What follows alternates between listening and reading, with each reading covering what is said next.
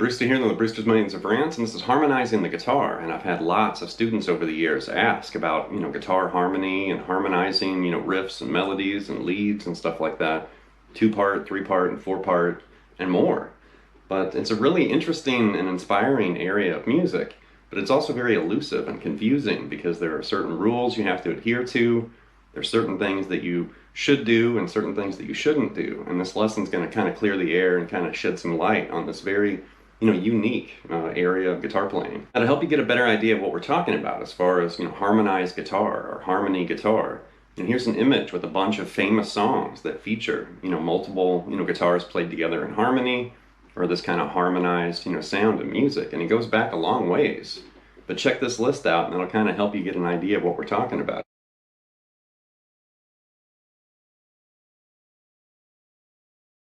There are certain guitarists that use processing gear to create harmonies. Think of players like Steve Vai or maybe Trevor Rabin or someone like that.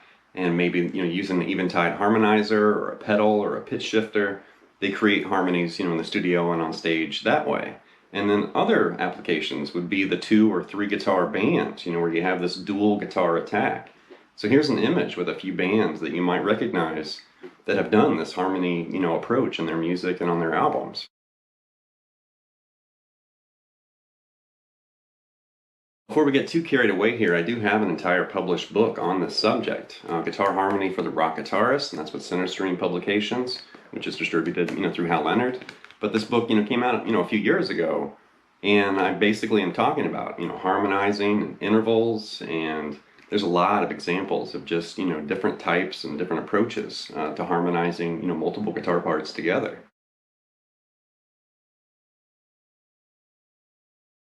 One more thing before we dive in, but I am using the TC Electronic Ditto Looper to create these harmonies. So if you have a looper at home, I highly recommend using it just to really get an earful and a better idea of what we're doing, in this lesson. And if you don't have a looper, you can also record yourself, or if you got a friend that plays guitar, 2 people or, 2 or more people could sit down and play these harmonized parts together. So you can do it by yourself or with friends, but just a heads up, before we continue.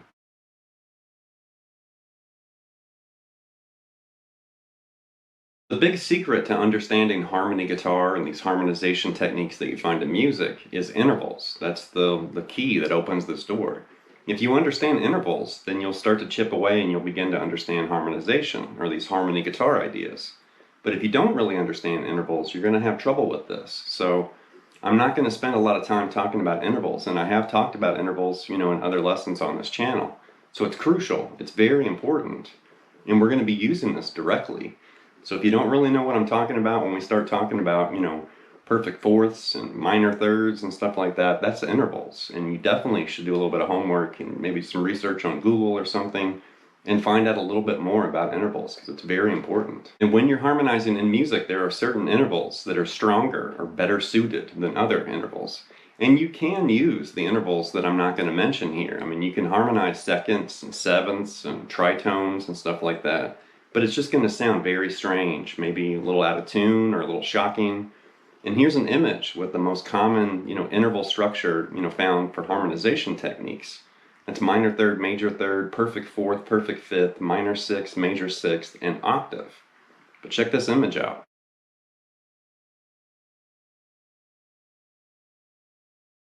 So the first thing I'm going to do here is I'm going to harmonize what I just showed you on that chart or that image. And I'm going to start with the note A, so that way we can start at the first letter of the alphabet. It'll be a little bit easier to see what I'm actually doing if we start with that A note. But all I'm going to do is just loop an A, like this. Alright, there's A. So then the first interval that we can harmonize is a minor third. Now you can experiment, like I said earlier, with the minor second and major second. It's just going to sound very off and strange, and it's not going to sound very good. But if we harmonize, that A note with the minor third, that's going to be that C note right there. So listen to this. There's A and C together.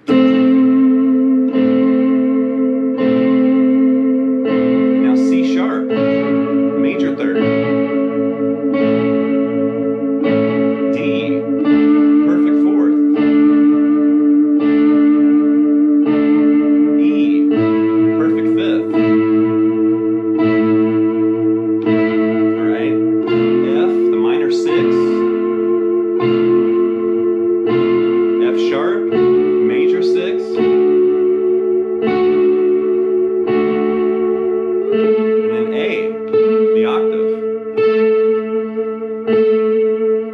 so that was basically an example of two-part harmony. You know, we had two different notes that were playing together and harmonized. You know, we had that A note that was being played against, you know, C and C sharp and D and E and F sharp and A. And now we're going to basically kick that up another notch, and we're going to do three-part harmony. So now I'm going to basically just harmonize and make a chord. So now I'm going to grab A. So there's A. And now I'm going to do A minor first. So now I'm going to grab the C right there. And then I'm going to play E.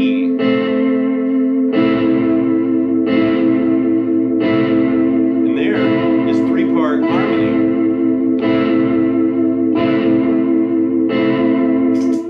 You know, pretty cool. Let's do that again. Let's do A major. So there's A, C sharp, and E.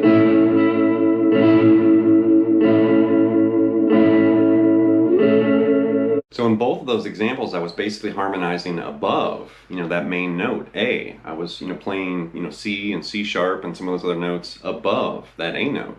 You can also do this below. You can go below, like that target note. So now we're going to grab this A, and I'm going to do the same series of notes, but an octave lower, like this. So there's C, C sharp, D, E, F, F sharp, and then A. So the first song example here is Are You Gonna Go My Way by Lenny Kravitz, you know, classic from the 90s, and there are two guitars harmonized using octaves. So guitar 1 is basically down here in open position, and it's doing this. And then guitar 2 is an octave higher.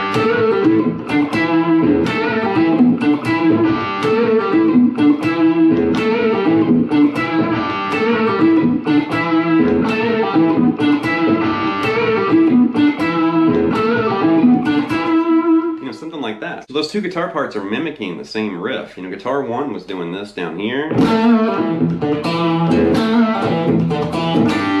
then guitar 2 was answering that, you know, an octave higher, and it's just a little different. You know, it doesn't have that kind of funky chord hit for one thing, you know, at the end. And it's really just doing this.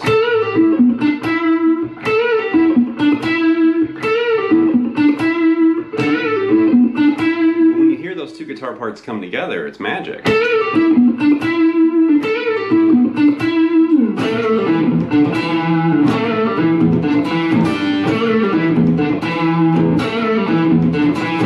Up next to the very famous Reelin in the Years by Steely Dan, and during the guitar solo, you can hear this very famous, you know, harmonized guitar solo moment. And we're basically harmonizing minor thirds and major thirds for this, but something like this. And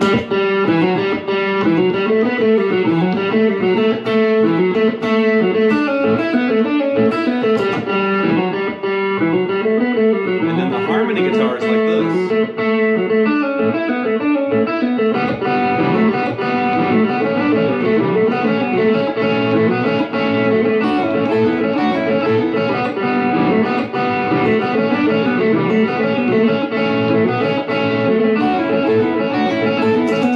So you basically have two different guitars there, and the first one is grabbing this. Something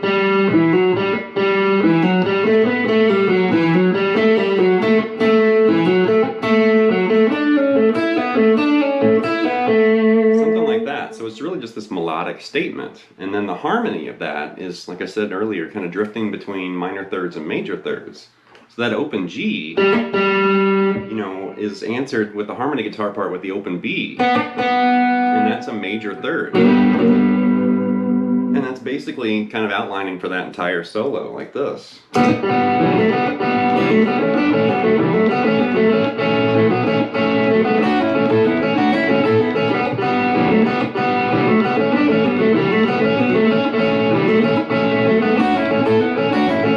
The opening for this lesson, that was Do You Feel Like I Do by Peter Frampton, you know, a classic from Frampton Comes Alive. And this, once again, is using minor and major thirds, and there's kind of a split, like in the middle. And I actually just kind of grouped all three of these guitar parts together. But Peter actually, you know, is playing a lower, you know, octave, and then eventually starts playing a higher octave. But I just lumped them all together, something like this.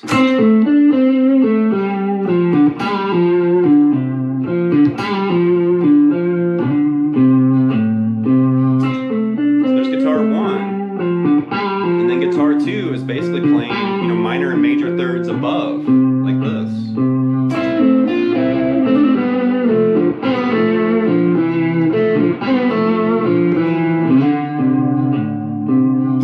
And then there's a higher octave, like a higher harmony, and that's way up here.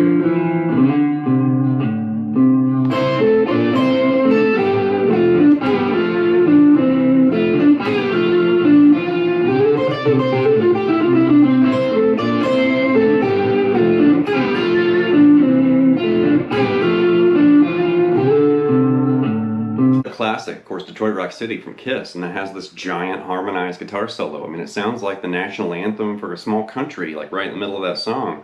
But this time we're basically harmonizing thirds and fourths, and we're doing something like this. Here's guitar 1.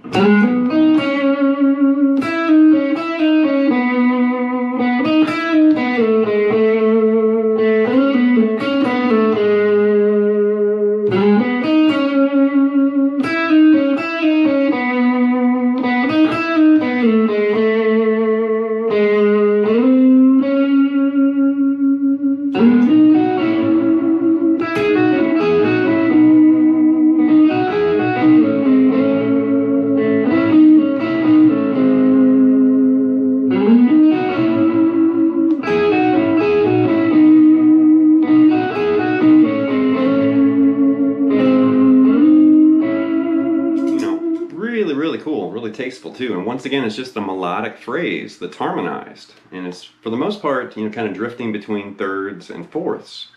And I don't really want to dive into that during this lesson, because this lesson would just screech to a halt if we were sitting there, identifying each individual note. But just trust me, it's thirds and fourths kind of mixed, and this is going to feel kind of like G sharp minor mixed with this little piece of B major. It's really cool the way that comes together, like that. Really interesting.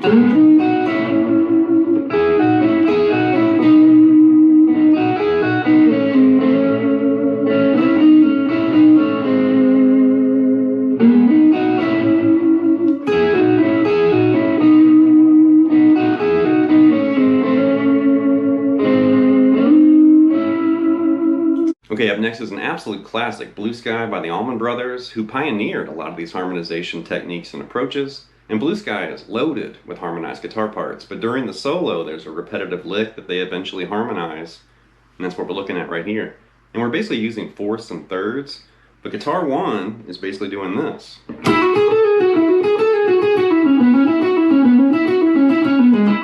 there's guitar 1, and then guitar 2.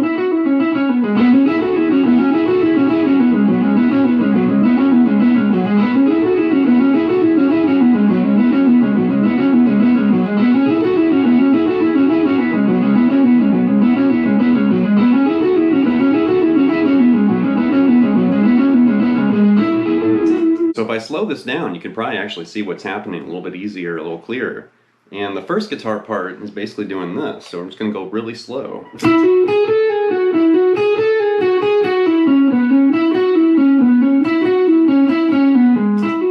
there's guitar 1.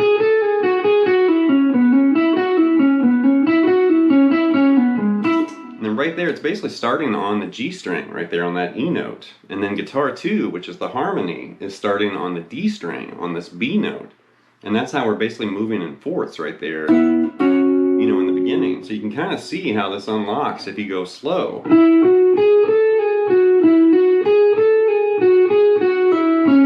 There's guitar 1, and then guitar 2 was doing... So it's almost kind of a mirror image of guitar 1, and then when you hear that together...